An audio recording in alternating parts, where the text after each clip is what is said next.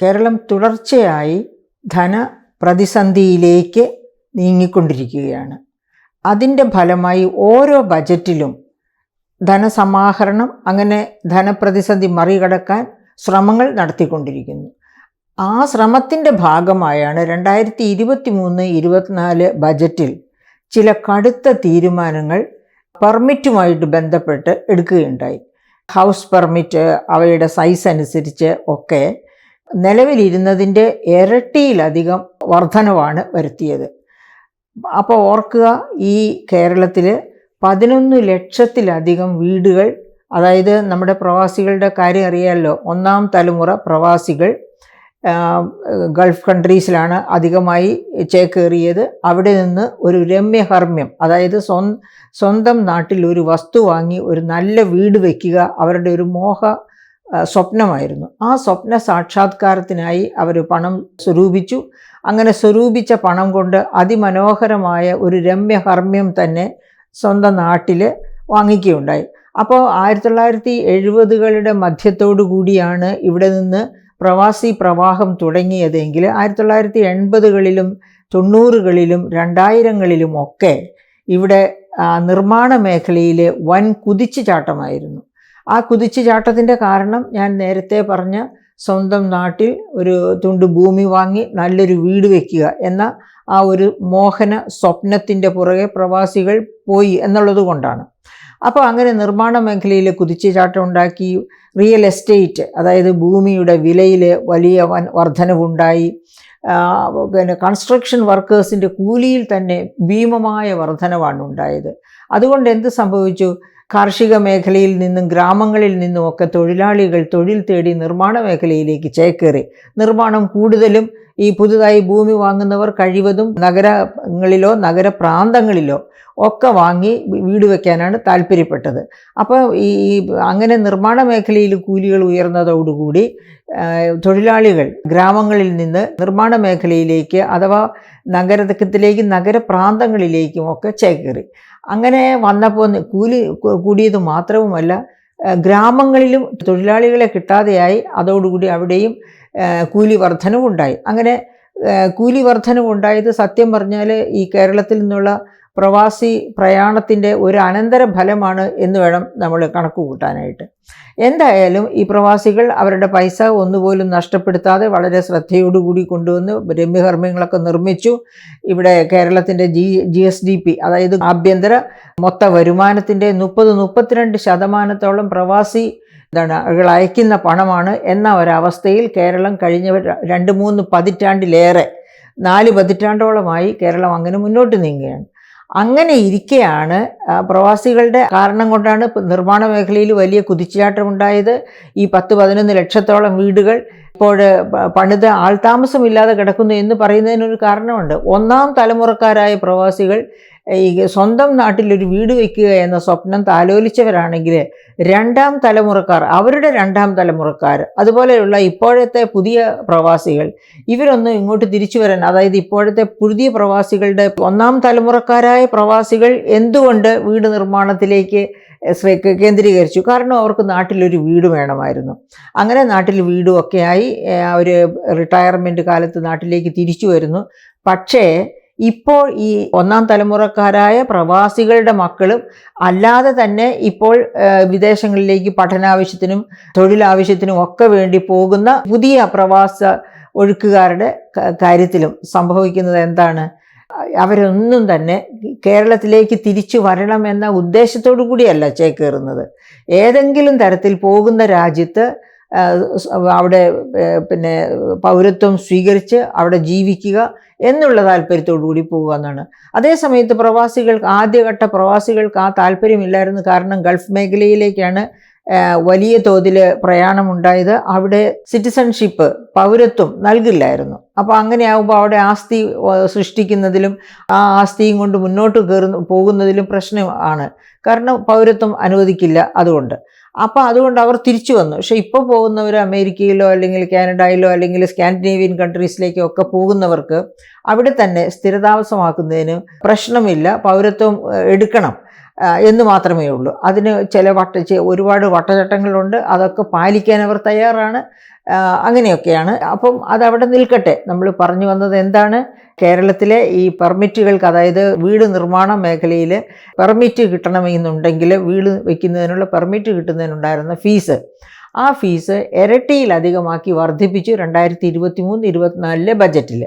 അപ്പോൾ അങ്ങനെ ബജറ്റിൽ വർദ്ധിപ്പിച്ചപ്പോൾ എന്താണ് സംഭവിച്ചത്? അതായത് സാധാരണക്കാരായ വീട് നിർമ്മാതാക്കൾ അവർ വലിയ അരക്ഷിതാവസ്ഥയിലായി. കാരണം ഇത് വലിയ ചിലവായിട്ട് വർധന, അതായത് ഏത് ചിലവും ഇരട്ടിയായിട്ട് ഒറ്റയടിക്ക് വർദ്ധിപ്പിക്കുക, ഇരട്ടിയിലധികമാക്കി വർദ്ധിപ്പിക്കുക എന്നൊക്കെ പറഞ്ഞാൽ അത് കടുപ്പമാണ്. അപ്പോൾ അങ്ങനെ ആലോചനയില്ലാതെ ഒരു പക്ഷേ ധനമന്ത്രിയും അദ്ദേഹത്തിൻ്റെ ഉപദേഷ്ടാക്കളും ധനസമാഹരണത്തിനുള്ള ഒരു നല്ല മാർഗമായിട്ട് അതായത് റിയൽ എസ്റ്റേറ്റ് രംഗത്ത് ഞാൻ പറഞ്ഞില്ല 1980-കൾ തൊട്ടേ ഒരു ബൂം നിലനിൽക്കുകയാണ്. ആ ബൂം മുന്നിൽ കണ്ട് ഈ മേഖലയിൽ ഫീസ് വർദ്ധിപ്പിച്ചാൽ പെർമിഷൻ തൊട്ട് എല്ലാ കാര്യങ്ങൾക്കും, ഹൗസിംഗ് സെക്ടറിലെ എല്ലാ കാര്യങ്ങൾക്കും ഫീസ് വർദ്ധിപ്പിച്ചിരുന്നു. അപ്പോൾ ആ ഫീസ് വർധനവ് നിസ്സാരം എന്ന് കരുതി തന്നെയാണ് ഇവർക്കിത് വഹിക്കാൻ പറ്റും, ഈ മേഖലയ്ക്ക് ഇത് വഹിക്കാൻ പറ്റും എന്ന ചിന്തയിൽ കൊണ്ടാണ് അങ്ങനെ ഒരു വർധനവ് ഉണ്ടായത്. പക്ഷെ അങ്ങനെ ഒരു വർധനവ് ഉണ്ടായി എങ്കിൽ പോലും പിന്നീട് എന്താണ് സംഭവിച്ചത്? അത് അസംബ്ലിയിൽ വന്നപ്പോഴേക്കും വലിയ കോളിളക്കം തന്നെ സൃഷ്ടിച്ചു. അതായത് അടച്ചിട്ടിരുന്ന വീടുകൾക്ക് പോലും ഫീസ് നിരക്കുകൾ വർദ്ധിപ്പിക്കുകയുണ്ടായി.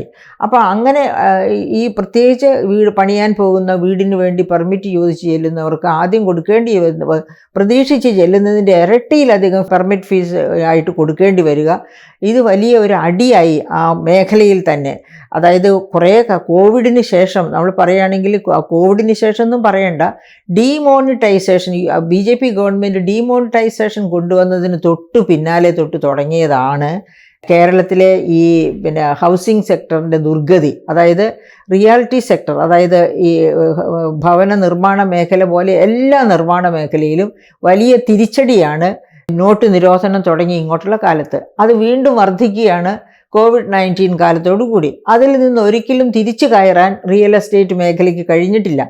ഇപ്പോൾ ഈ കേന്ദ്ര ഗവൺമെൻറ് കഴിഞ്ഞ ദിവസം അവതരിപ്പിച്ച ബജറ്റിലും റിയൽ എസ്റ്റേറ്റ് മേഖലയെ താങ്ങാനായിട്ടുള്ള അവർ പ്രതീക്ഷിച്ചിരുന്ന യാതൊരു മാറ്റങ്ങളും ബജറ്റിൽ കൊണ്ടുവന്നിട്ടില്ല, സഹായകമായ മാറ്റങ്ങളൊന്നും കൊണ്ടുവന്നിട്ടില്ല.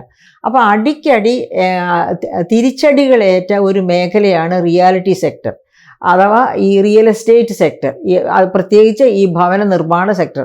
കാരണം റിയാലിറ്റി സെക്ടറിൽ അഥവാ റിയൽ എസ്റ്റേറ്റ് സെക്ടറിൽ വലിയ പണക്കാരും ചെറിയ പണക്കാരും പിന്നെ തീരെ പാവപ്പെട്ടവരുമുണ്ട്. നമ്മുടെ ഈ ഹൗസിംഗ് നിർമ്മാണ മേഖല, ഭവന നിർമ്മാണ മേഖല എന്ന് പറയുമ്പോൾ തദ്ദേശ സ്വയംഭരണ സ്ഥാപനങ്ങളുടെ അതിർത്തിക്കകത്തുള്ള വെറും സാധാരണക്കാരായ മനുഷ്യർ ഭവന നിർമ്മാണ പെർമിറ്റിന് പോകുമ്പോഴും ഈ ഇരുട്ടടി, അതായത് അതിന് മുൻപുണ്ടായിരുന്നതിൻ്റെ ഇരട്ടിയിലധികം വർധനവ് ഒരു വീടിൻ്റെ പെർമിഷൻ കിട്ടണമെങ്കിൽ കൊടുക്കുക എന്ന് പറഞ്ഞാൽ അത് വലിയ ഇരുട്ടടിയാണ്. അപ്പോൾ അങ്ങനെയുള്ള ഒരവസ്ഥയിലാണ് അസംബ്ലിയിൽ അത് വലിയ പ്രക്ഷുബ്ധമായ രംഗങ്ങൾ സൃഷ്ടിച്ചു.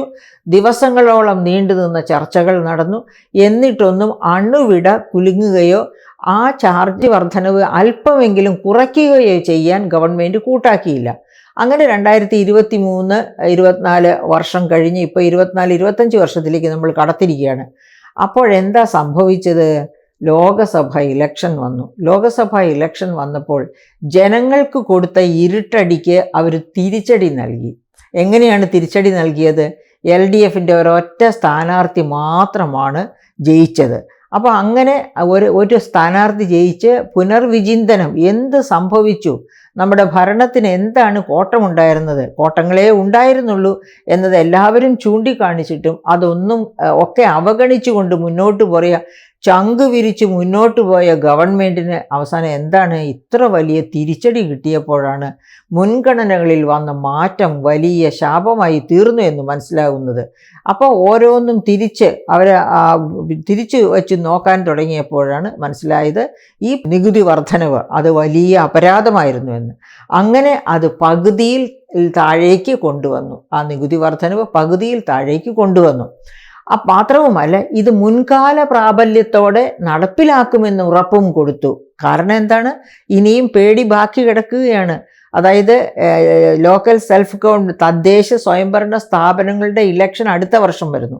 അത് കഴിഞ്ഞാൽ ഒട്ടും താമസിയാതെ എന്ന് പറഞ്ഞതുപോലെ ഒരു 1.5 വർഷത്തോട് കൂടി അസംബ്ലി ഇലക്ഷൻ വരികയാണ്. അപ്പോൾ ഇപ്രാവശ്യം ഉണ്ടായ അതേ തിരിച്ചടികൾ അന്നുണ്ടാകാൻ പാടില്ല. ആ 2 ഇലക്ഷനും ഈ ഗവൺമെൻറ്റിന് പിടിച്ചു നിൽക്കണം.